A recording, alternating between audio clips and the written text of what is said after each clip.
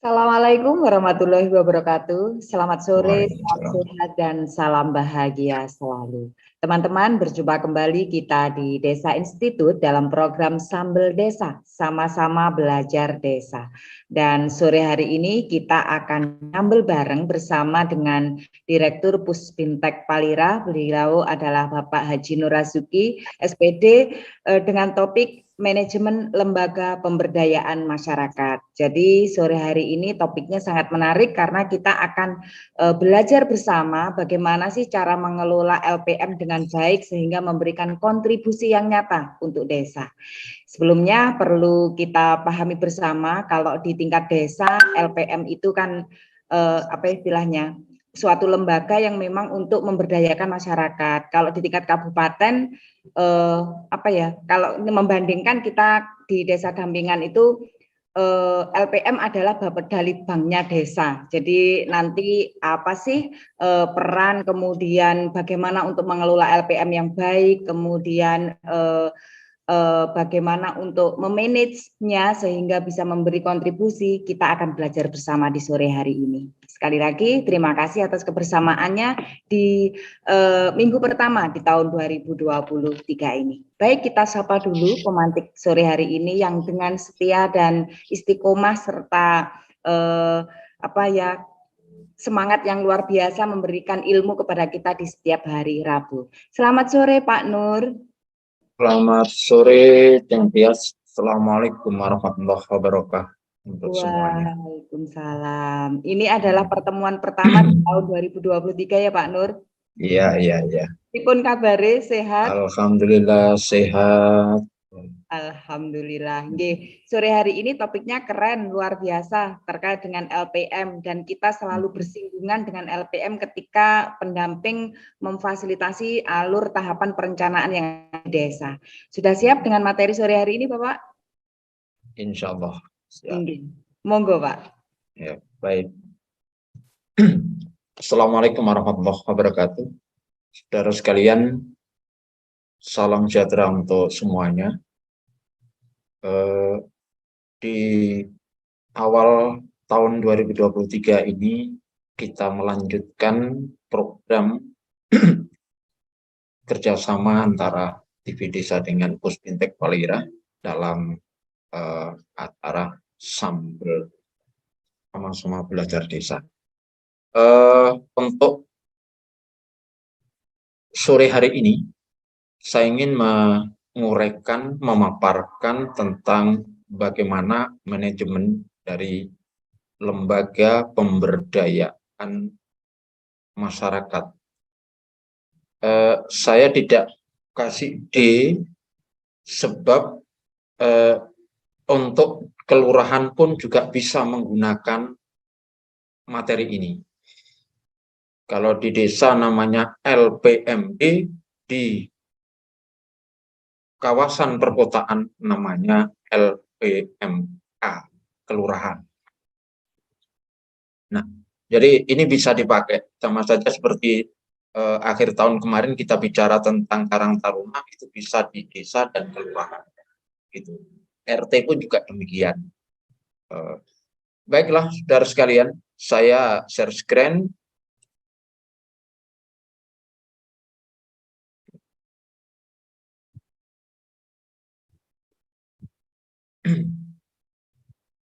Manajemen lembaga pemberdayaan masyarakat.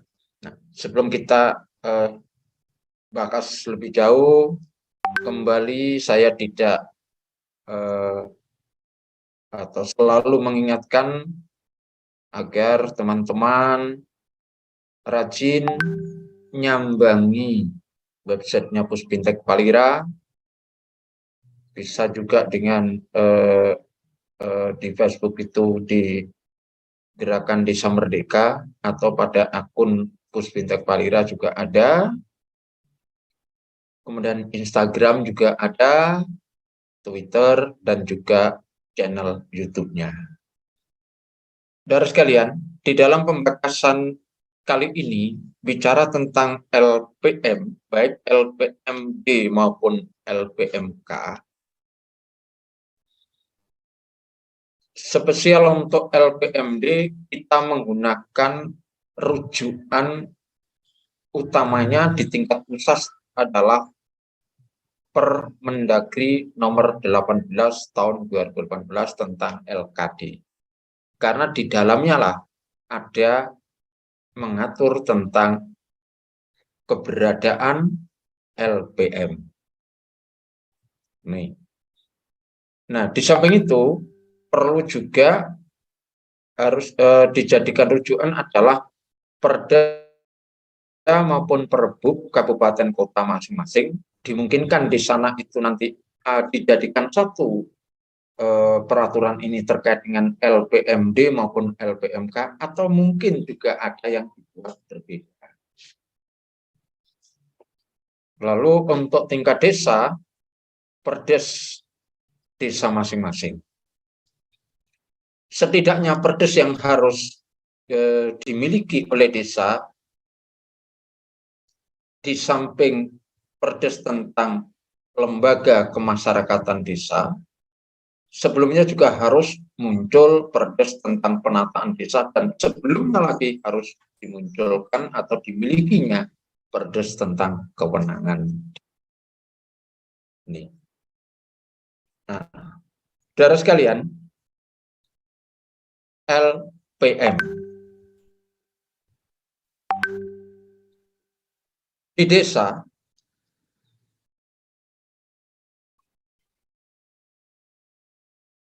ada unsur-unsur yang menyelenggarakan pemerintahan di desa.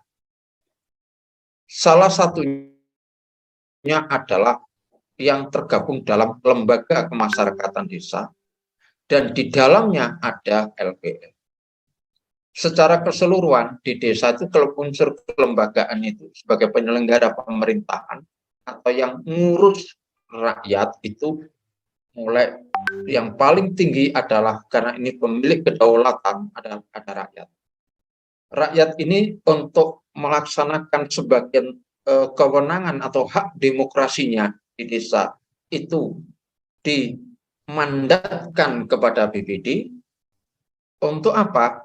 Untuk melakukan tugas-tugas atau peran-peran fungsi-fungsi demokrasi, di mana di dalamnya adalah fungsi legislasi, fungsi pengawasan, kemudian juga fungsi evaluasi terhadap jalannya atau kinerja daripada kepala desa. Meskipun rakyat pun juga bisa melakukan langsung, tetapi secara formal atau legal standingnya ada di BPD. Kemudian ada pemerintah desa. Nah, di dalam menjalankan tugas pemerintah desa ini dibantu oleh beberapa lembaga kemasyarakatan desa. Lembaga kemasyarakatan desa ini yang resmi atau yang tertuang dalam Permendagri nomor 18 ada 6, LPM, PKK, Karang Taruna, Posyandu, RT, RW. Tuh. Bisa itu di samping 6 ini ada juga kelembagaan masyarakat lainnya. Ada Linmas, ada Gapoktan, kalau di pesisir ada himpunan nelayan, atau di kawasan hutan ada LMDH, dan seterusnya. Dan itu semuanya adalah itu berdasarkan kebutuhan desa atau masyarakat desa itu. Bagi masyarakat yang kental dengan adat istiadatnya, bisa juga mendirikan atau membentuk lembaga adat desa. Semuanya itu diatur dalam Peraturan Menteri Dalam Negeri nomor 18 tahun 2018 tentang lembaga kemasyarakatan. Nah, selain dari keempat ini, ada juga kelembagaan atau organisasi kemasyarakatan yang bersifat independen, tidak menjadi bagian kewenangan daripada pemerintahan desa. Dan ini beragam banget, artinya bermacam-macam. Mulai ada yayasan, ada perkumpulan, yang ada organisasi keagamaan, semuanya itu adalah organisasi kemasyarakatan yang mana dari 4 kelembagaan ini adalah yang diurus itu adalah rakyat. Jika pemerintah menyebutnya rakyat, tapi organisasi masyarakat, misalnya organisasi keagamaan, biasanya menyebutnya adalah umat. Orangnya sama, hanya sebutannya saja yang berbeda. Lalu kalau organisasi perkumpulan mungkin menyebutnya adalah anggota, tapi intinya sebenarnya mereka adalah rakyat. Karena rakyat inilah yang memiliki kedaulatan tertinggi, tapi seringkali rakyat ini oleh kelembagaan-kelembagaan ini diposisikan sebagai objek. Bagaimana agar tidak menjadi objek? Maka perlu sekali kelembagaan-kelembagaan atau organisasi ataupun kelembagaan ini bagaimana bisa memposisikan bahwa semua kegiatan yang mengatur rakyat, yang diperuntukkan untuk rakyat itu diupayakan selalu partisipatif. Dengan begitu nanti rakyat justru akan menjadi subjek. Baiklah saudara sekalian, LPM sampai hari ini logo yang dipakai tetap sama. Logo ini muncul sejak di era Orde Baru, sama seperti Karang Taruna kemarin. Sejak Orde Baru ya seperti ini. Sampai hari ini logo ini tidak berubah. Ya, termasuk PKK, Posyandu itu kan tidak berubah semuanya punya. Oke. Nah, kita lanjut pada pengertiannya.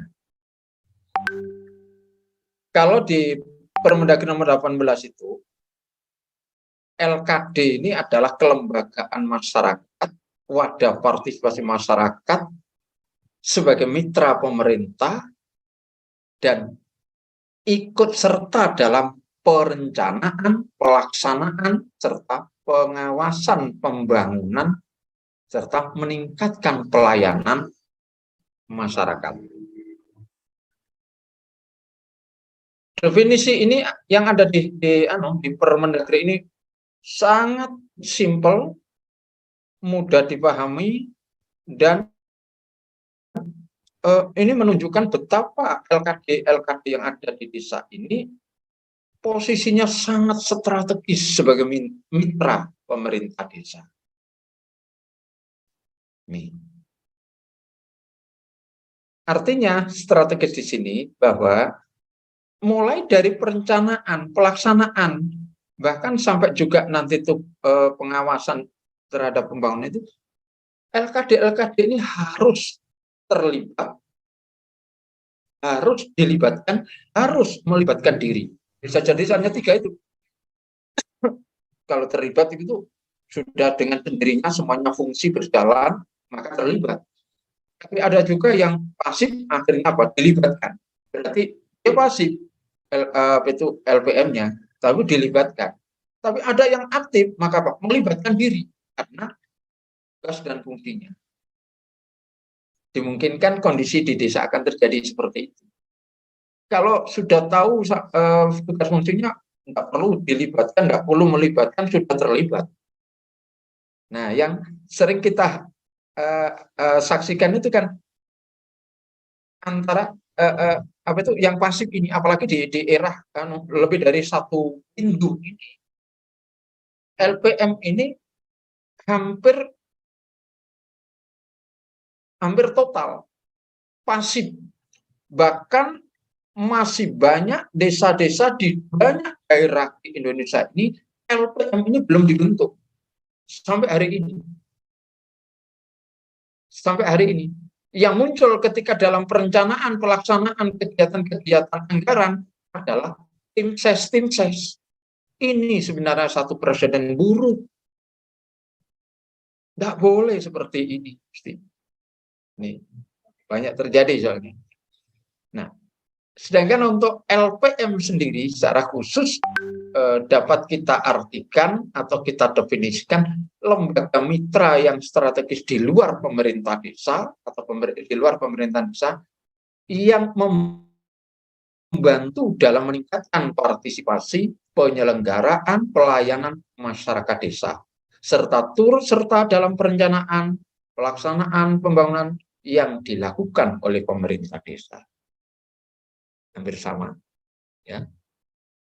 Ini di era Orde Baru LPM ini posisinya itu identik dengan kabinetnya kepala desa.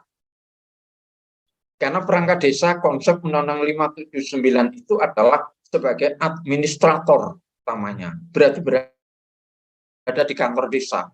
Sedangkan yang ada di lapangan ini lebih banyak di handle atau di tugasnya ada atau perannya ada di LPM. Jadi mirip dengan di desa era Undang-Undang 579 seperti kabinet presidensial seperti itu. Nah, LPM mirip dengan kabinet. Nah, di dalam Permendagri ini, Permendagri 18, di pasal 4 dan 5 diuraikan tugas LKD atau Lembaga Masyarakatan Desa secara umum. Ini juga kemarin sudah kita juga munculkan pada saat bicara tentang Karang Taruna. Jadi sama, karena memang ada intinya tugas daripada kelembagaan di desa, baik Karang Taruna, PKK itu memiliki tugas yang sama. Hanya saja pada bidang-bidang yang berbeda, sesuai dengan karakteristik daripada kelembagaannya. Tuh. Jadi kalau tugasnya misalnya lebih banyak pada pemberdayaan perempuan PKK, kalau lebih pada pemberdayaan pemuda Karang Taruna, begitu. Tapi intinya dalam konteks yang sama, yaitu melakukan pemberdayaan masyarakat desa. Ada pembagian segmen-segmen sesuai dengan karakteristik daripada kelembagaannya. Itu supaya Pak, supaya nggak benturan, gitu. Nih. Nah, demikian juga dalam menjalankan fungsinya.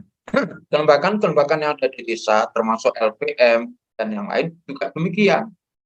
Dia kalau fungsi sebagai aspirator atau menyalurkan aspirasi masyarakat, maka sesuai dengan karakteristiknya. LPM itu lebih banyak pada golongan laki-laki yang atau bahasanya bapak-bapak. PKK itu ibu-ibu. Karang Taruna adalah yang muda-muda. Itu gampangnya seperti itu. Kalau aspirasinya para bapak-bapak lebih banyak ditampung di LPM. Ibu-ibu lebih banyak ditampung di PKK. Kawula muda lebih banyak ditampung lewat Karang Taruna. Begitu loh caranya karakteristik, termasuk juga dalam menjalankan fungsinya. Oke, ini saya tidak ungkap panjang lebar karena juga kemarin juga sudah 2 kali kita ungkap ini. Nah, dari tugas dan fungsi ini, kemudian saya mencoba untuk memunculkan struktur organisasinya atau susunan organisasinya. Pasalnya sama mengenai Karang Taruna atau yang lain termasuk LPM ini. Sekurang-kurangnya terdiri atas unsur ketua, unsur sekretaris, unsur bendahara, dan bidang. Ini mohon maaf masih seksi ini bisa diralat bidang ya. Kemarin Karang Taruna sempat saya ralat. Ini tadi kelupaan, tidak sampaikan waktunya. Betul agak saya ini tadi cuma lupa sampai ya. Saya menyampaikan satu formula sebagai sampel. Kenapa kok ini contoh Pak? Iya, karena jumlah pengurusnya ini 9 atau 11 atau 7 itu sangat tergantung pada perdes. Gitu loh, ya. Setiap bidangnya ini atau seksi ini misalnya 1 orang saja atau 2 orang saja, itu juga sangat tergantung pada perdesnya tentang LKD.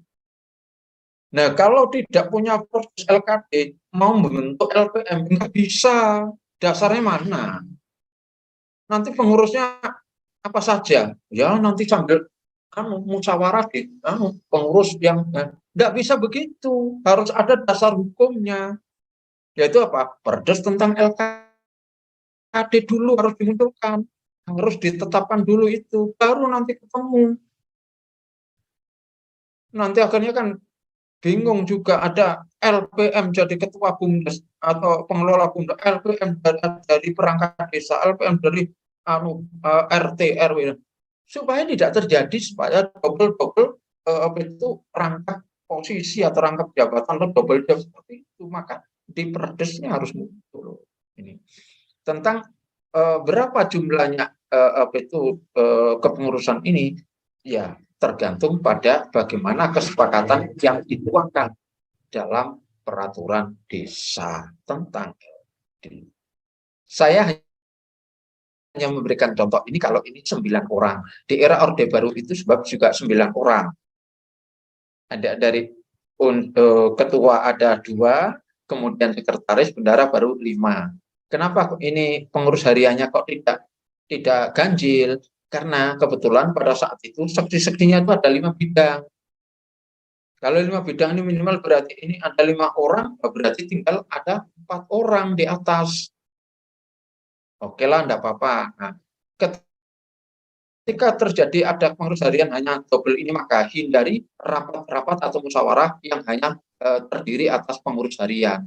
Kalau hanya 9 orang saja, selalulah LPM itu kalau musyawarah itu pleno, jangan musyawarah pimpinan.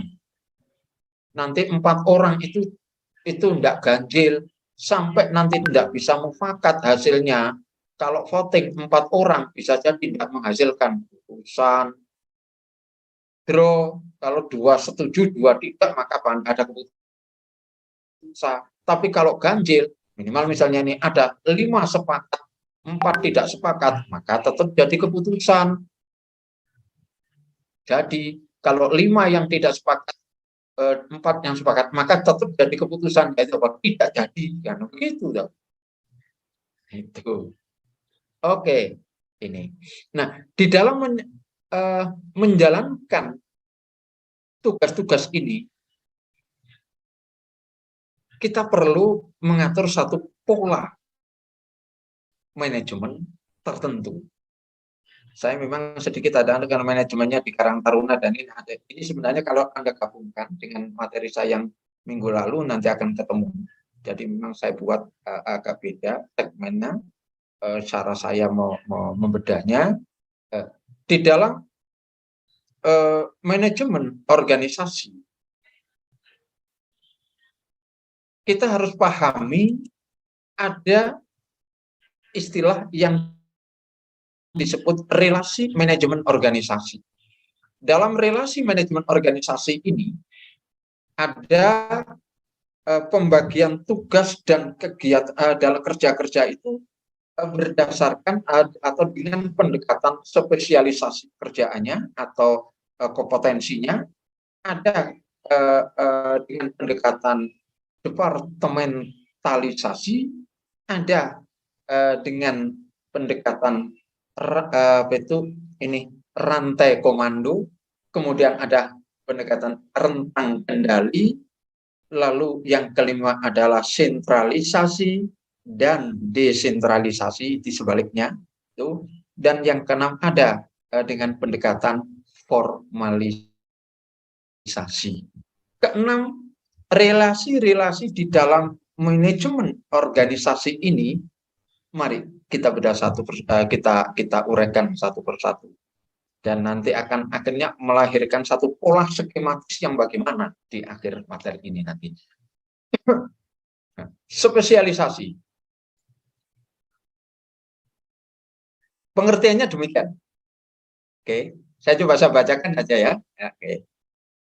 Sejauh maksudnya pendekatan spesialisasi kegiatan itu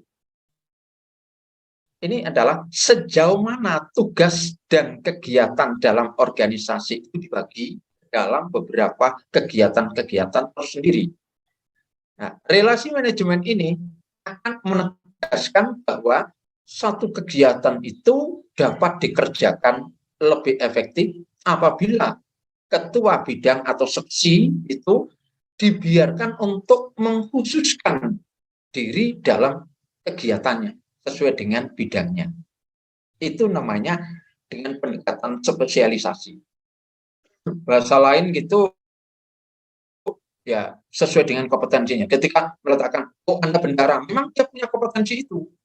Oh Anda sekretaris, oh ya memang dia punya kemampuan untuk administrasi, manajemen administrasinya. Kalau dia misalnya bidang pemberdayaan perempuan atau bidang lingkungan misalnya, memang dia punya kemampuan itu maksudnya. Lalu yang kedua, ini ada alternatif sebagai dengan pendekatan departementalisasi.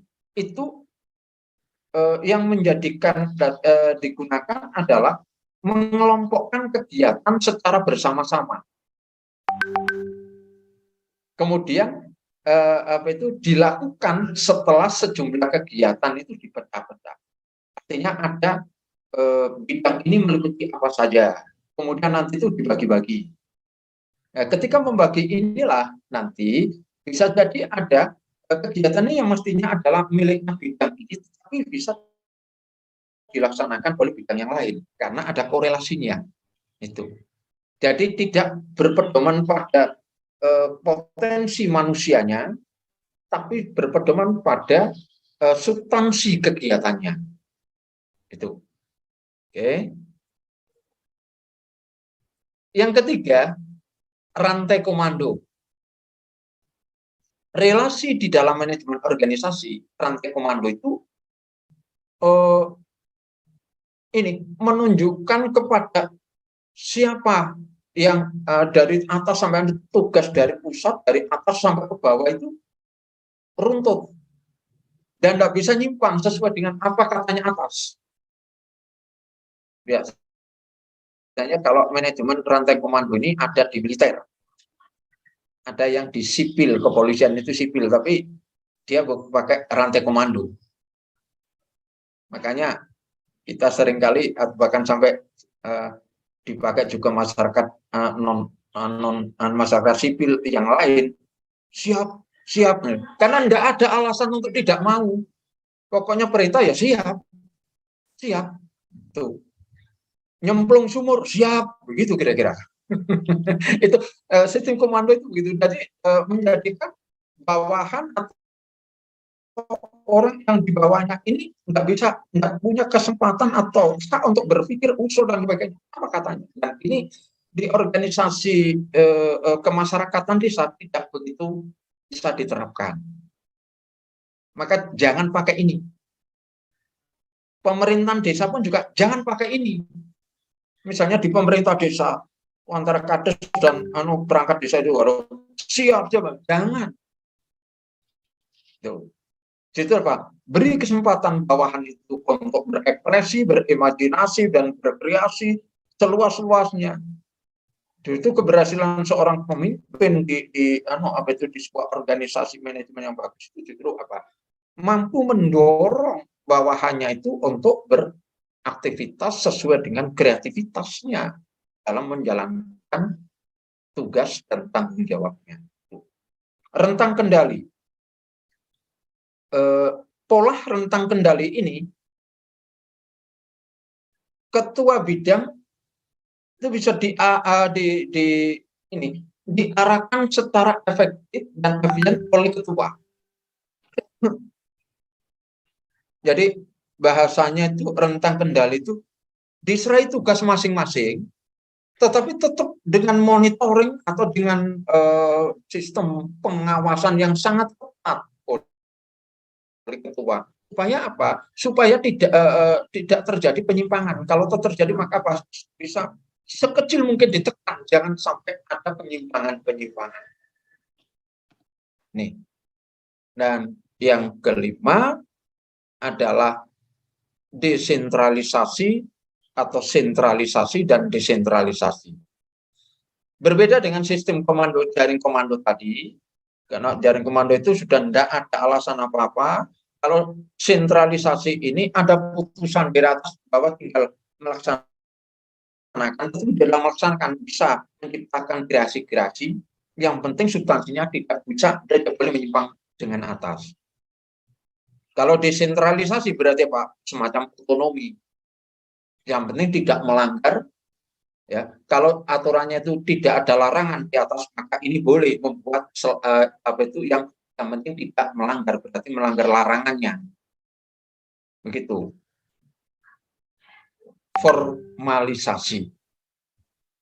Kegiatan dalam organisasi itu dilakukan apabila kegiatan itu sangat formal. Pemangku kegiatan ini akan memiliki kebebasan yang sedikit. Ini biasa.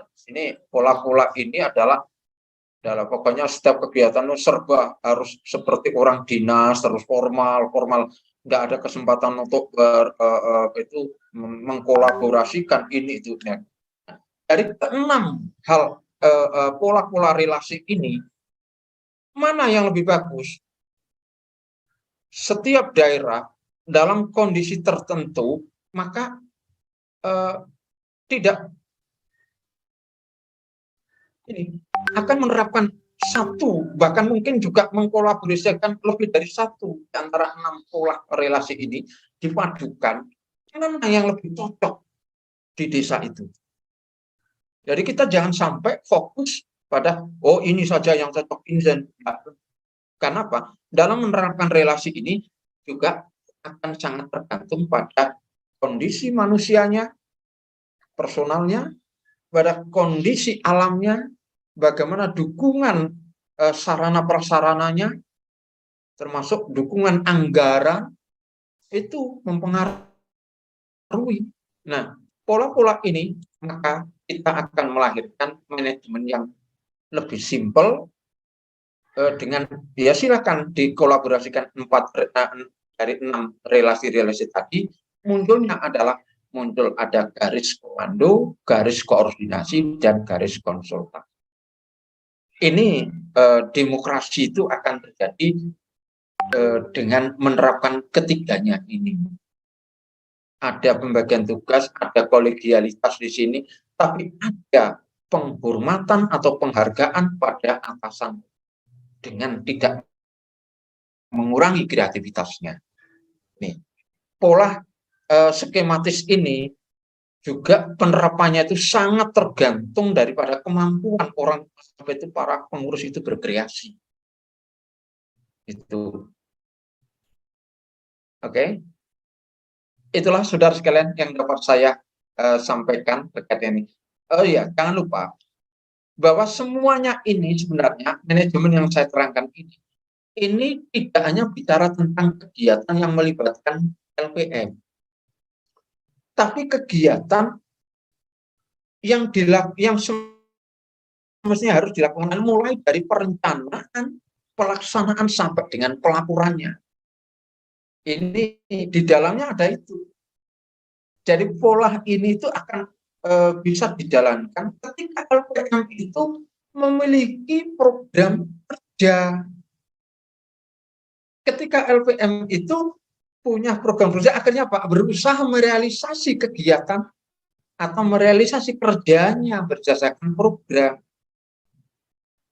LPM akan bisa melaporkan seluruh kegiatannya itu berarti apa? Mulai dari program kerja tadi.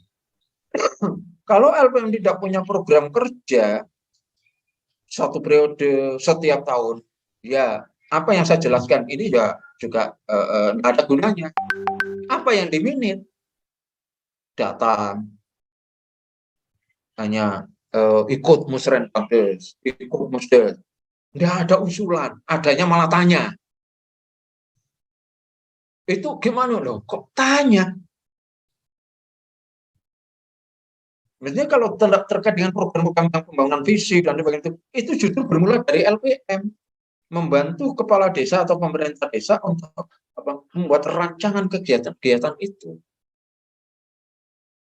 Banyak kan, LPM malah bertanya, padahal mestinya harus muncul dari LPM. Oke, itulah yang dapat saya sampaikan untuk memantik diskusi kita sore hari ini. Saya kembalikan kepada sedang moderator atau hostnya, Jeng Dias. Iya, terima kasih banyak paparan materinya Pak Haji. Jadi sudah sangat jelas gamblang disampaikan oleh beliau keterkaitan dengan bagaimana mengelola LPM dengan baik sehingga bisa menjalankan fungsinya dengan baik pula. Baik, nanti kita akan membuka pertanyaan di forum ini, membuka forum diskusi. Jadi teman-teman bisa langsung bertanya dengan melambaikan tangan, raise hand, kemudian bisa open kamera untuk menyampaikan pertanyaan di forum ini. Ini sebelum teman-teman ada yang bertanya, ada yang menulis di meeting chat, Pak. Jadi bukan hanya tanya kerja, seringnya bertanya ada gak insentif. Nah, mungkin ini juga terjadi di kami, Bapak. Jadi ketika LPM mau dianggarkan tetapi tidak punya program kerja, kan pemerintah desa juga bingung juga. Ketika patokan LPM itu, tapi di kode rekeningnya ada pembinaan tentang LPM dan sebagainya. Lah dibina seperti apapun, lah tidak ada program kerja ya sama saja ya Pak. Betul. Jadi intinya memang di situ. Ketika kita bangun pagi hari,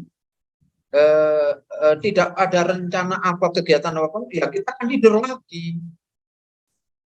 Iya. Tetapi kalau sebelum tidur malam loh, wah besok saya harus bangun sekian jam sekian, karena besok saya harus nyampe di Surabaya jam sekian. Jelas ada perencanaan. Ya kalau LPM nggak punya program kerja, nggak jelas, buku notulen nggak punya, buku susunan pengurus nggak ada, administrasinya juga nol. Ya udah, lebih baik apa? Binasakan saja. Tidak dibina. Akibatnya apa yang terjadi? Tidak pernah desa akhirnya tidak pernah terpikirkan untuk insentifnya atau honornya sebagai pengurus. Tapi yang dipikirkan sekedar pada anggaran operasional. Itu pun mereka karena tidak ada kegiatan, tidak ada yang dilakukan apa-apa, akhirnya operasional itu dibagi-bagi, masuk saku bersama. Nah, itu seandainya kalau di audit jadi temuan itu, karena dana operasional dibagi-bagi untuk beli rokok, nggak bisa. Nah, akhirnya kan SPJ-nya diakal-akal seperti itu, makan, minum, rokok, macam-macam itu. Administrasinya nggak ada ketika ini untuk beli kertas untuk kertasnya nggak ada apa. Oh, kertasnya langsung habis Pak, hilang. Wah, kalau ATK-nya ATK-nya masa nggak membekas sama sekali, itu banyak loh terjadi. Begitu. Iya, logikanya kan ya biaya operasional itu adalah biaya untuk penunjang kegiatannya LPM. Lah kegiatannya tidak ada kok minta dana operasional ya Pak. Iya. Memang kondisinya seperti itu. Jadi kalau boleh kami istilahnya menceritakan keterkaitan dengan kondisi LPM yang ada di desa, dampingan kami khususnya itu memang kalau dilihat perannya memang istilahnya antara ada dan tiada, antara hanya untuk menggenapi susunan organisasi atau kelembagaan yang ada di desa atau bagaimana kami tidak tahu. Tapi yang jelas memang kontribusi nyatanya di desa itu belum kami rasakan. Kami mendampingi desa keterkaitan dengan proses perencanaan dan sebagainya, tapi ya memang seperti itu kondisinya. Perlu ada pembinaan khusus yang benar-benar membuka cakrawala mindset bagi LPM itu sendiri agar mau berkarya dan mau melaksanakan tugasnya dengan baik. Oke, di sini sudah ada yang raise hand. Kita beri kesempatan untuk Bang Charles. Monggo langsung, Bang. Oke. Monggo, Bang Charles. Ya. Assalamualaikum warahmatullahi wabarakatuh. Waalaikumsalam. Ya, terima kasih atas kesempatan yang diberikan. Ada beberapa hal yang perlu saya tanyakan ke Pak Direktur. Ya, yang pertama tentang jabatan sebagai ketua BUMDes, sekaligus dia menjabat sebagai ketua LPM. Ya. Dalam hal ini, dalam satu LKD itu, beliau menjabat dua jabatan penting, dalam hal ini sebagai ketua. Nah, kira-kira apa konsekuensi yang diterima oleh pejabat sebagai ketua BUMDes dan LPM begitu. Kemudian ketika itu ada pelarangan sesuai Permendagri, kalau tidak salah memang tidak bisa. Nah, kira-kira ada upaya apa kira-kira untuk kami untuk prosedurnya untuk menyampaikan agar supaya dualisme jabatan ini harus ditiadakan begitu. Kira-kira apa upaya kira-kira awal dari upaya kami? Terima kasih. Demikian. Assalamualaikum warahmatullahi wabarakatuh. Waalaikumsalam. Langsung Pak Nur, ini keterkaitan dengan betul jabatan. Peta jalannya begini Mas Charles. Perdes tentang BUMDes. Di sana kriteria-kriteria bagi pengurus BUMDes itu harus sudah dikasih screen, dikasih patok agar tidak dilompati. Harus pagar. Jadi ada pengelola BUMDes itu misalnya kemudian dipertegas atau diuraikan lebih rinci ada di ADART-nya BUMDes yang sampai saat ini masih banyak yang berpikir kalau ADART itu perdes. Kalau saya dari sifat daripada aturan itu, kalau ada ADART ini, ADART-nya BUMDes itu adalah perkades karena itu teknis. Kalau perdes itu hal judisialnya atau konstitusinya, sedangkan perkades itu adalah hal-hal yang bersifat teknis. Jadi ADART itu teknis. Kemudian yang kedua, peta jalan berikutnya adalah dari perdes LKD. Di perdes LKD ini harus dikasih pagar yang jelas bahwa antar LKD, antar kelembagaan yang ada di desa ataupun dengan badan yang ada desa ini tidak boleh ada double peran. Itu sudah sederhana.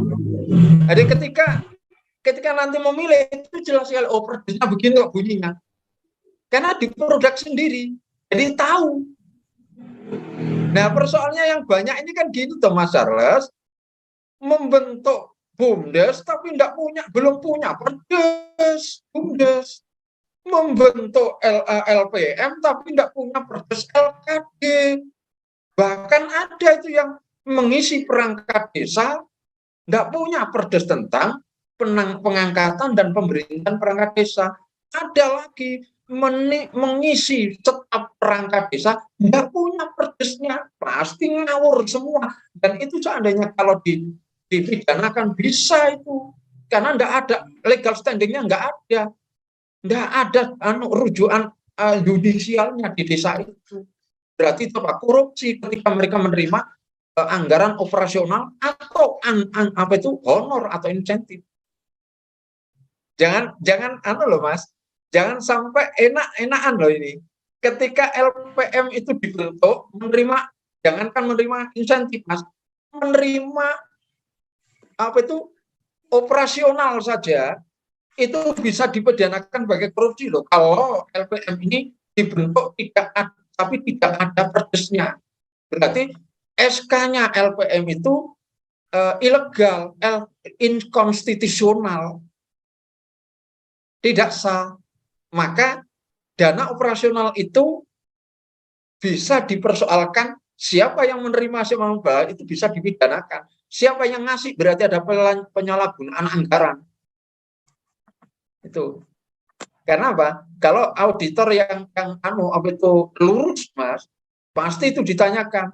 Ini kok ada apa itu operasional untuk LPM, no? Mana oh kok hanya fotokopi ketuanya saja ini ya yang menerima, soalnya ketua yang tanda tangan fotokopi KTP-nya saja.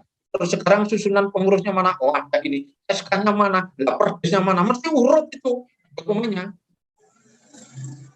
Pasti itu teman-teman pendamping pasti juga saya yakin juga paham itu urutannya secara administratif itu.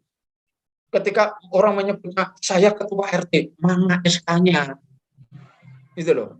Sama seperti ketika teman-teman mendaftar itu, saya ini S1. Lah terus S1 itu ditulis di namanya ada misalnya SE, tapi mana buktinya SE? Ini jasa. Lah kalau enggak bisa menunjukkan ijazah, ono SE loh, enggak ada ijazahnya, kan begitu, Mas. Keterangan bohong akhirnya. Pidana itu. Gitu loh, pernyataan bohong gitu. Begitu Mas Charles. Kembalikan pada yang biasa, monggo. Ya.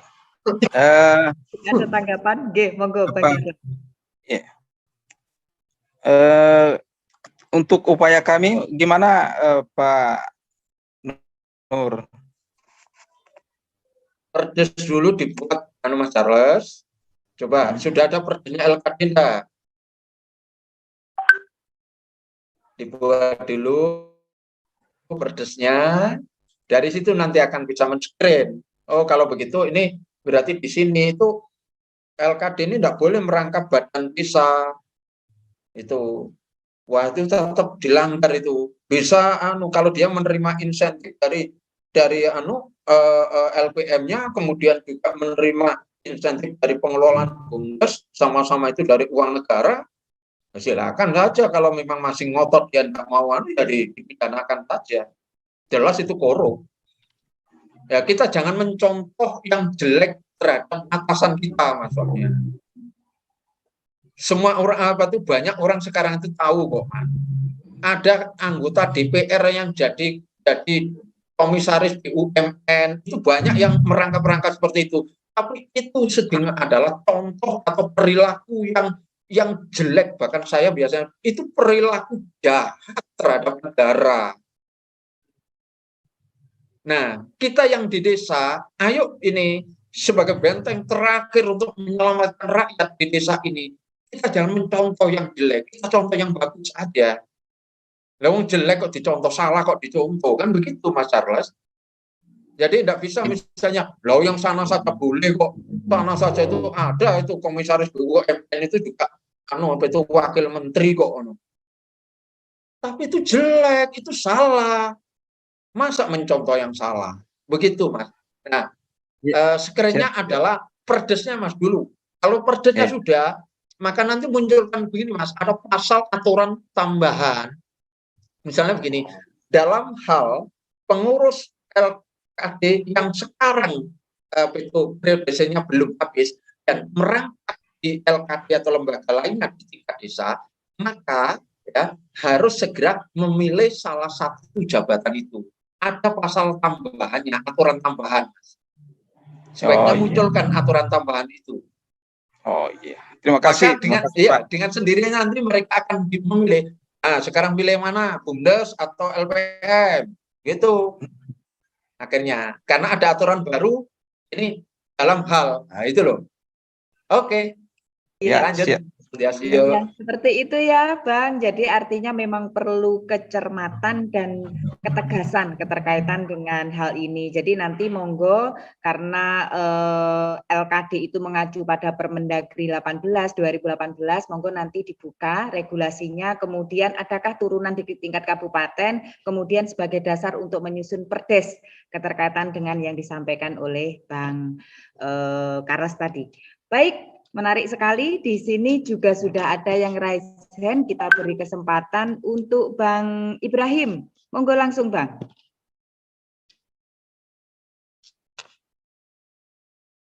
Kita bantu dari sini. Ya. Assalamualaikum warahmatullahi wabarakatuh. Waalaikumsalam. Terima kasih atas waktunya Ibu. Begini Bu, ingin saya sampaikan bahwa kelembagaan LPM itu seperti yang Ibu katakan itu antara hidup dan mati. Memang seyogianya di desa kami seperti itu, Bu. Iya, karena kenapa? Karena strukturnya dilihat dari strukturnya itu kan banyak. Sedangkan yang aktif itu kan terkadang hanya ketuanya saja. Kenapa demikian? Karena mungkin dilihat dari segi income-nya LPM itu tidak ada, Bu. Kalau BPD kan adalah istilahnya honor dari kabupaten, sedangkan LPM hanya operasional saja yang ada itu. Nah, mungkin dari faktor itu sehingga kelembagaan di LPM itu seperti ada dan tiada seperti itu, Bu. Nah, yang kami harapkan ini pemerintah daerah khususnya itu menganggarkan anggaran khusus honor untuk LPM seperti itu. Apakah ada undang-undangnya atau tidak diperbolehkan seperti itu, apa bagaimana itu, Pak ya? Kemudian yang kedua ingin saya sampaikan juga, pemerintah ini yang saya harapkan itu ada survei khusus ke desa-desa itu, istilahnya pemeriksaan yang betul-betul agar desa tersebut mau menjalankan aturan yang sudah ditetapkan seperti itu. Karena dalam satu contoh kita ambil saja BUMDes lah ya, BUMDes yang sudah tergulir di desa-desa itu terkadang pemeriksaannya itu tidak ada sanksi yang memberatkan, sehingga BUMDes yang dijalankan bagus oleh pemerintah itu tidak berjalan seperti yang diharapkan untuk mengembangkan ekonomi di masyarakat tersebut, sehingga desa itu terkadang ya susah untuk majunya, Bu. Jadi intinya kami berharap pemerintah pusat itu memberikan tim untuk memantau di desa-desa tersebut agar desa tersebut istilahnya mau menjalankan apa yang diprogramkan oleh pemerintah. Itu saja. Terima kasih dari kami. Assalamualaikum warahmatullahi wabarakatuh. Waalaikumsalam. Terima kasih Pak Ibrahim. Ya. Ada 2 pertanyaan Pak Nur keterkaitan dengan honor dari LPM sebagai penunjang kinerja. Kemudian yang kedua keterkaitan dengan pengawasan bagi lembaga kemasyarakatan dan integritas BPD. Monggo Pak Nur. Baik, terima kasih Mas Ibrahim. Untuk honor atau dengan sebutan lainnya bagi pengurus LKD pada umumnya dan LPM khususnya sesuai topik kita sore hari ini. Karena LKD itu adalah kewenangan mutlak adat desa, pemerintah desa, maka pemerintah desa bersama dengan BPD dan LKD seluruhnya justru harus bekerja keras bagaimana meningkatkan PADes jika ingin dapat honor. Nah, kalau pemerintah desa itu ketergantungan anggaran dari atas terus sampai selama ini tidak punya PAD, ya ini jadinya. Gitu. Kenapa kepala desa dan perangkat desa ada siltap dari ADD? BPD ada insentif atau honor dari ADD, berarti dari APBD. Karena 2 badan ini atau lembaga ini itu kewenangan di kabupaten. Peraturan terendahnya ada di kabupaten, Perbup. Tapi kalau LKD itu peraturannya ada di desa. Di dalam perdes tentang LKD, maka di sana harus dituangkan tentang pembiayaan, maka pengurus LKD berhak mendapatkan honor dari APBDes. Jika perlu dituangkan lebih tegas lagi spesifik yang bersumber dari PADes. Dengan begitu nanti mereka itu yang menjadi anggota LKD baik LPM, karena mereka juga ikut membantu pemerintah desa, membantu berpikir BPD untuk menggali dan meningkatkan pendapatan asli desa. Dan itu bisa saya lakukan kok, Mas Ibrahim ya. Di kami, Mas, walaupun itu hanya sekedar taruh saja untuk bisa beli rokok 1 bungkus setiap bulannya, tapi ada seluruhnya, mulai dari LPM, PKK, Posyandu, Karang Taruna, tidak hanya ketua RT, tapi pengurus RT dapat semua. Hanya saja tidak diterima setiap bulan, tapi diterima setelah lelang aset desa. Jadi setelah lelang aset desa, oh ini sudah terkumpul, maka ini yang didistribusikan. Begitu. Beda dengan kalau ADD sudah jelas ada termin 1, 2, 3. Tapi kalau PAD itu ya sangat tergantung kondisi desa itu. Dan kemudian kami sepakat itu setelah pembayaran lelang aset desa. Karena sumbernya dari sana.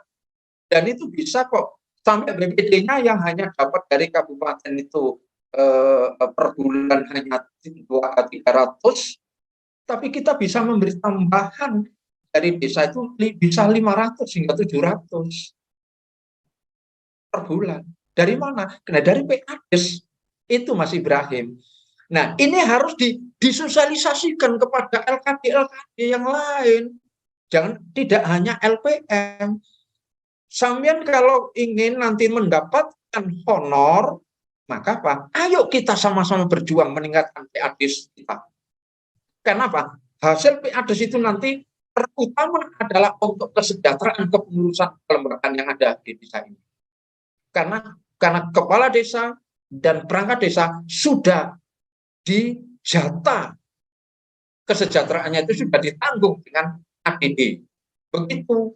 Dan nyatakan benar, itu artinya terapkan benar. Ternyata total angka nominal yang hasil PADES tadi itu ini 80%, 9% itu ternyata untuk kesejahteraan para kelembagaan desa. Di situ semangat, Mas. Setiap tahun bisa naik, Mas, karena setiap tahun mereka akan terus otaknya untuk menggali meningkatkan PADES. Gitu, Mas Ibrahim. Ini cara. Dengan demikian kan berarti apa? Desa itu tidak hanya digarap oleh 2-3 oblitir orang saja, tapi semua atau banyak warga masyarakat yang tergabung dari LKD tadi itu bekerja keras membangun partisipasi masyarakat, meningkatkan partisipasi masyarakat, mengembangkan potensi yang ada desa bersama-sama. Pemerintah desa enak, pendampingnya juga tinggal sambil duduk-duduk mesam-mesam, kalau minta tanda tangan, kunjungan, hanya itu aja, cukup itu. Monggo, dilanjut Bu. Itu ada Mas Anas itu. Gitu ya. Jadi kalau memang ada apa istilahnya, ada honor ataupun insentif bagi LPM, asalkan sumber dananya dari PAD, monggo. Karena itu menjadi kewenangannya pure di desa untuk menganggarkan atau menggunakan pendapatan asli desa digunakan untuk apa saja. Baik, kita akan bergeser ke Kang Iman. Monggo yang sudah raise hand, kita beri kesempatan. Terima kasih Mbak Tias. Assalamualaikum warahmatullahi wabarakatuh. Waalaikumsalam. Selamat sore Pak Nur. Terima kasih diberikan waktu untuk sekitar 1 menit gitu ya. Gini Pak Nur, apa yang tadi disampaikan oleh beliau Pak Ibrahim, ini memang sebuah tantangan bagi desa. Kalau suatu kelompok atau komunitas tertentu ingin menjadi sebuah lembaga, ditarik oleh Pemdes jadi lembaga, maka kewajiban Pemdes itu ya harus menghidupi lembaga itu sendiri. Karena lembaga sesuai dengan Permendagri 18 itu kan sudah jelas, lembaga-lembaga desa yang ada di desa. Ketambahan sekarang kan Posyandu berdiri sendiri gitu. Nah, otomatis itu yang menjadi beban. Pemdes wajib menghidupi apa yang menjadi sebuah kegiatan di masing-masing lembaga itu sendiri. Nah, sehingga kadang-kadang gini, ini ada ini. Nah, tinggal ditanyain, itu lembaga desa bukan. Di luar itu kan boleh, di luar Pemda itu boleh dimasukkan, misalnya ada sebuah bentukan komunitas tertentu, misalnya ada forum anak gitu. Nah, kalau memang forum anak itu dibutuhkan oleh desa, ya berarti dia menjadi lembaga desa, seperti halnya ada Karang Taruna, ada PKK gitu ya. Boleh Pak Ibrahim. Nah, sehingga tinggal kesiapan tadi disampaikan oleh Pak Nur. Kalau berani memasukkan menjadi sebuah lembaga dan nanti itu tertuang di dalam perdes, nah, itu kan turunan dengan perdes. Maka kewajiban desa nggak main-main, harus berani mengalokasikan kegiatan sendiri. Nah, karena itu berbasis PAD, maka menjadi kewajiban pemerintahan desa. Ya gampangannya kalau punya satu rumah ada 5 kamar, ya otomatis 5 kamarnya dikasih lampu semua. Jangan sampai ada kamar 5 yang satu dimatiin, yang lainnya dihidupin. Nah, siapa yang akan mengolah rumah itu sendiri? Karena pemerintahan desa, ya otomatis BPD sama kepala desa ya harus benar fix gitu. Jangan sampai senang membuat komunitas, apalagi kita menjadi lembaga desa, kok tidak dikasih lampu, ya otomatis perlu dipertanyakan dong. Nah, yang kedua adalah menjadi bagian terpenting. Inovasi itu memang harus turun gitu ya, harus turun. Itu kan ada beberapa camat, itu kan ada Seksam, ada Kasih, dan apalagi di BPD itu kan terbelah dua, yang bidang pemberdayaan sama pembangunan. Kalau pengen pemberdayaan, bidangnya apa? Pembangunan, kegiatannya apa?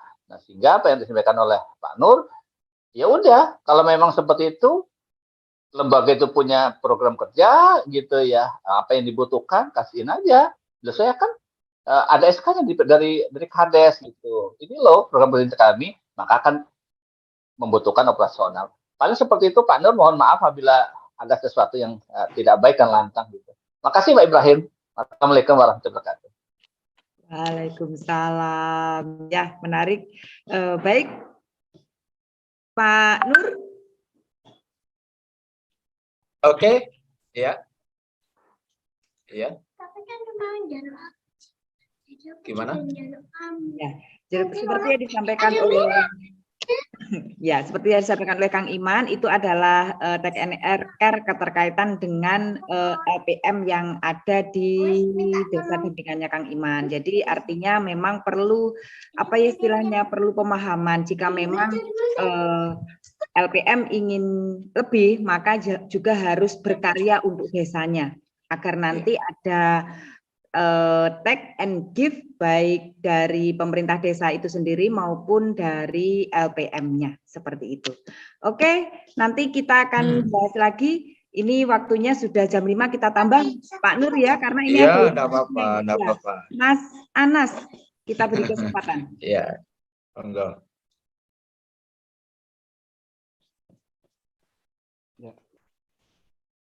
Selamat sore. Selamat sore. Mau langsung Mas Anas. Ya, yang pertama saya sepakat ketika PAD itu besar di desa, maka semua kesejahteraan baik buat perangkat maupun kemudian untuk lembaga itu pasti akan terjadi. Itu menjadi PR kita sebagai pendamping desa tentunya. Yang notabene-nya hari ini kita disibukkan dengan hal administrasi yang kemudian saya kira itu kurang produktif ya, kurang produktif. Sebenarnya kita melakukan pemberdayaan, objek kita itu ada di lembaga-lembaga itu, kita hari ini disibukkan. Maka kita pintar-pintar sebagai pendamping desa untuk kreasi kita tidak terjebak di satu sisi kerjaan. Itu saya sepakat bahwa ketika PAD besar, maka kemudian semua lembaga-lembaga pasti akan sejahtera, kemudian pastinya tentunya akan mempunyai efek jalannya organisasi kelembagaan. Itu yang pertama. Kemudian yang kedua, kalau menurut saya, ini curhat saja. Jadi,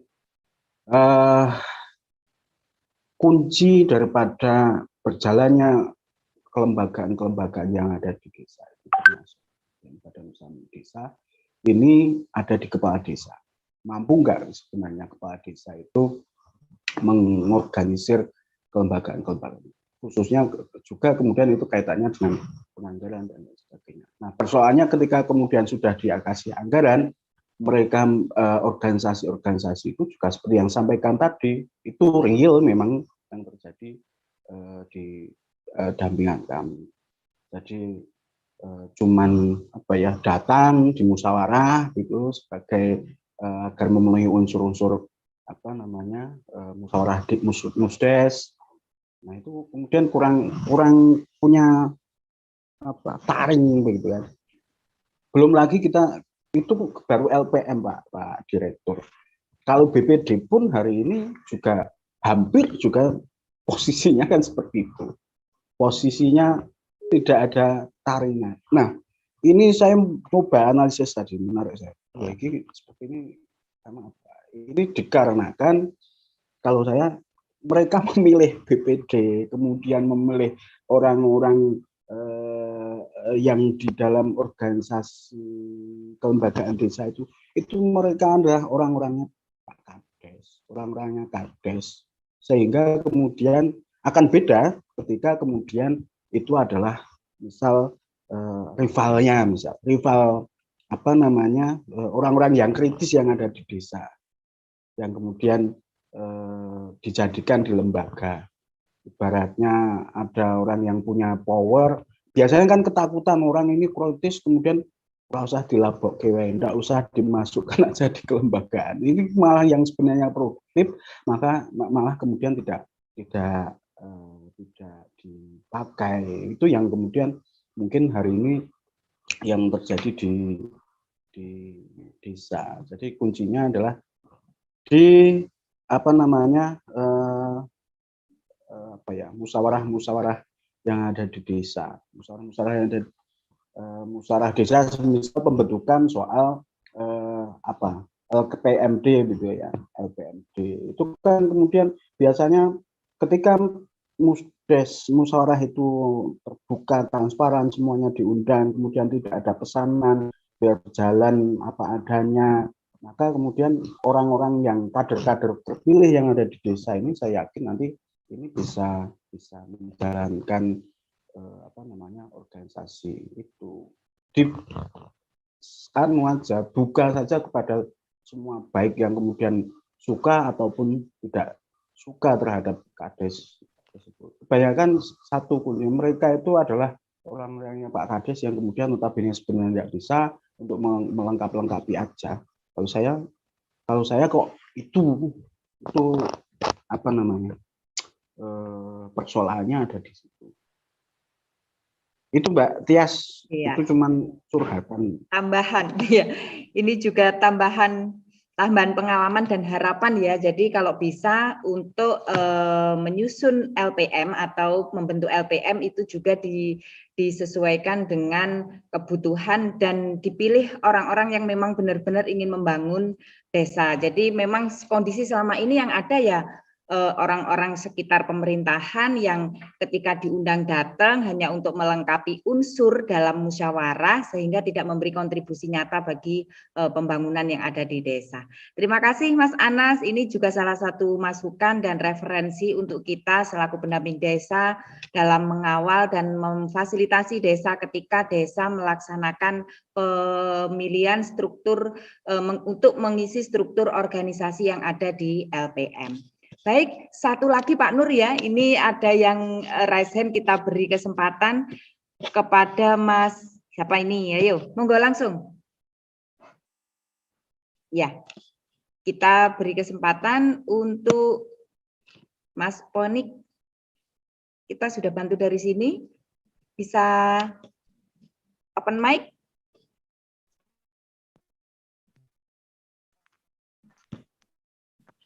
Halo, Mas Saningwar, halo.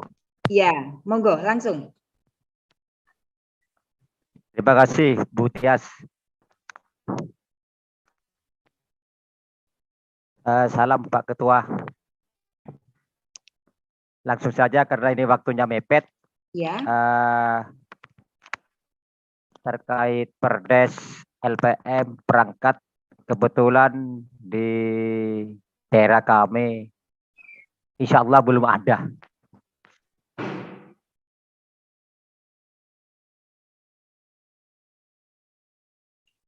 Ya, mohon maaf, terputus. Kayaknya sinyal. Iya, kayaknya sinyal. Jadi ini mungkin pertanyaannya mengarah pada perdes yang mengatur tentang kelembagaan yang ada di desa ini Pak Nur, arahnya. Terus jelas Bu, Ya, Halo. Iya, iya. ya langsung. Terus pertanyaan selanjutnya, Pak Nur. Kebetulan kadangkala pengurus LPM merangkap anggota RT, bukan ketua RT-nya, merangkap anggota RT. Apakah bisa dibolehkan merangkap sebagai LKD tersebut? Karena sesuai Permendagri nomor 18 tahun 2012 sudah jelas tidak boleh merangkap. Terus terkait dengan PKK. Kebetulan di daerah kami jabatan Kades 3 periode. Sedangkan di Permendagri itu jabatan LKD itu 2 periode. Mohon penjelasannya. Yang terakhir, Pak Nur, terkait ketua RT. Kebetulan ketua RT di kami itu mengikuti jabatan Kades 3 periode. Tapi selama ini tidak pernah dibuat SK. Jangankan SK, perdesnya aja belum ada. Nah, terkait jabatan ketua RT tersebut sampai sekarang itu apakah masih sah atau tidak, atau pemilihan pembentukan ketua RT lagi. Kebetulan kepala desanya baru menjabat. Terima kasih. Mohon maaf. Assalamualaikum warahmatullahi wabarakatuh. Waalaikumsalam. Oke, langsung Pak Nur. Baik, makasih. Pertanyaan tadi sebenarnya ada yang sudah terjawab, bahwasanya merangkap boleh atau tidak dan sebagainya itu ya perdesnya. Kalau perdes itu sudah dibuat, maka di situ nanti akan muncul garis-garis demarkasinya, akan muncul dengan sendiri. Ketika perdes tentang LKD dibuat, maka di situ juga akan muncul kalau itu 2 periode, ya sudah. Merangkap ini, berarti tidak bisa, itu sudah jelas. Persoalannya sampai hari ini kan gitu, masih banyak desa-desa ini terkait dengan LKD itu seperti rimba begitu loh. Desa dikelola atau ditata bersama LKD yang tidak pakai aturan itu sama saja dengan bukan Nusantara tapi Rimbantara. Itu. Jadi ya aturan dulu dibuat. Kita bisa betul Maghrib itu 3 rakaat, Isya 4 rakaat, karena ada aturannya dulu. Coba kalau belum ada aturan nggak bisa maunya itu. Bagaimana urutannya, rukunnya bagaimana? Begitu, Mas. Jadi apa? Inilah yang disebut dengan kita itu negara hukum, meletakkan hukum sebagai panglima. Terkait satu yang ini adalah kasuistik tentang kalau ART-nya apakah masih sah? Ya jelas kan enggak. Perdesnya ada dulu, aturan perdes itu tidak menyimpang dengan aturan di atasnya, maka dengan sendirinya akan dapat Anda ketahui atau temukan jawaban bahwa RT itu masih sah atau tidak akan. Oke. Sedangkan yang PKK tadi, saya kalau bicara tentang PKK, maka posisi ibu kepala desa itu tidak sebagai ketua umum, tapi sebagai pembina PKK. Agar PKK itu dikelola orang-orang yang memang profesional, benar. Itu. Nah, kalau otomatis, ex officio-nya itu seperti kadesnya, atau kalau laki-laki kadesnya itu, nah ibu kades adalah ex officio-nya itu terkait dengan PKK, letakkan pada posisi sebagai pembina atau minimal adalah ketua umum, karena ex officio, Mas. Jadi ex officio itu tidak bisa dipermasalahkan dengan itu ini kan 3 periode atau 2 periode begitu. Yang jelas itu malah kalau 2 periode saja mestinya sudah tidak boleh, karena 2 periode itu 6 kali 2 itu 12, sementara 2 periodenya LKD itu hanya 10 tahun.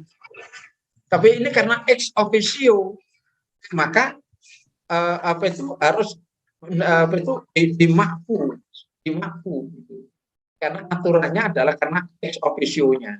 Nah, supaya lebih enak ketika menyusun pengurus PKK itu, ibu kepala desanya baik laki-laki maupun perempuan itu nanti tetap nggak akan bingung apabila susunan kepengurusannya itu ibu kepala desa itu adalah ini pembina, itu loh. Banyak Mas, karena istrinya kepala desa jadi ketua, tapi laung disuruh pidato saja tidak bisa, apalagi mimpin, itu loh. Banyak kan terjadi itu. Ibu kepala desa sudah pakai kerpean itu loh, gak perlu seperti orang karena memang latar belakang dia. Suaminya sendiri menjadi kepala desa itu bukan karena kemampuan, dan karena apa? Karena ada bahasanya wong Jawa itu sebab itu. Kalau dalam bahasa lain itu apa? Wong jadi kepala desa itu kenapa? Sebab apa itu bolo, konco, bondo ditambah siji dukun, ya kan? Itu tukang ngarit saja bisa jadi kepala desa, Mas. Istrinya itu yang buta huruf saja tetap jadi bukades. Nah, untuk itu hindari sebagai istri kepala desa karena ex officio dia menjabat karena jabatan yang dipangkunya, maka letakkan di pembina formulanya. Saya melihat di Permendagri nomor 37 tahun 2017 itu ini itu tentang PKK, Mas, itu Permendagri itu. Wah, ini kurang tepat ini. Tetapi untuk desa saya sudah saya inisiasi bahwa ibu kepala desa bukan ketua PKK, tapi pembina PKK. Ketuanya adalah memang benar-benar yang punya profesional. Sehingga jalan PKK-nya. Tapi kalau PKK-nya itu ketuanya bukan yang bukan jadi buta huruf seperti itu, ya nggak jalan, pasti PKK nggak jalan itu. Ini tuntutan dinamika zaman saat ini tuh harus diubah. Kalau aturannya begitu, ambil diskresi. Karena apa? Karena alasan ex officio, maka di LKD-nya munculkan bahwa untuk PKK posisi ibu kepala desa, baik itu kebetulan kepala desanya perempuan maupun laki-laki, sama sebagai pembina, bukan sebagai ketua umum. Maka tidak ada masalah, karena ex officio, jabatannya sesuai dengan jabatannya. Sementara LKD-nya, PKK sebagai LKD tetap 5 tahunan 2 kali. Begitu, Mas Saningwar, dan saya kembalikan Jeng Tias. Yuk. Iya, menarik teman-teman. Nanti kita akan bahas kembali karena materinya Pak Haji itu setiap hari Kamis kita masih membahas keberlanjutan ini, masih ada kelembagaan desa ya Pak? Masih. Jadi nanti kita akan kupas tuntas di minggu depan di hari Kamis ya. Karena ini waktunya sudah melebihi batas. Oke Pak Nur, closing statement untuk topik hari ini. Ya, baik, makasih saudara sekalian. LKD, Lembaga Kemasyarakatan Desa umumnya, dan LPM khususnya sebagaimana topik kita sore hari ini adalah pelaksana parlemen di desa. Jika parlemen ini tidak dipilih dari orang-orang yang punya kapasitas atau kemampuan, maka sama juga bohong. Tetapi kalau orang-orang yang dipilih ini bekerjanya itu yang dipikir adalah insentif atau honor, maka lebih baik tidak usah bermimpi bisa berhasil menjadi pengurus LPM. Terima kasih. Pemberdayaan masyarakat. Bagaimana membuat lembaga itu bisa membuat masyarakat berdaya. Baik, luar biasa topik sore hari ini. Jangan khawatir teman-teman, karena setiap hari Kamis nanti Pak Haji akan mengisi kembali keterkaitan dengan lembaga kemasyarakatan yang ada di desa. Nanti kita akan kupas tuntas kembali di minggu depan hari Kamis. Baik, tak terasa kita sudah berada di penghujung acara. Sebelumnya kami mengucapkan terima kasih Pak Nur atas ilmu dan waktunya untuk sore hari ini. Terima kasih banyak. Salam sehat untuk keluarga. Dan untuk teman-teman, selalu saya berpesan bahwa siapapun kita, dari manapun kita punya peran. Dan dalam berperan, jangan baperan. Sampai jumpa di episode Sambal Desa selanjutnya mulai hari Senin sampai hari Jumat jam 4 sampai jam 5 sore waktu Indonesia Barat. Jangan lupa besok kita akan belajar bersama tentang alokasi untuk dana desa yang turun ke desa. Jadi tetap bersama kami di Sambal Desa. Salam sehat dan salam bahagia selalu untuk keluarga tercinta. Wassalamualaikum warahmatullahi wabarakatuh.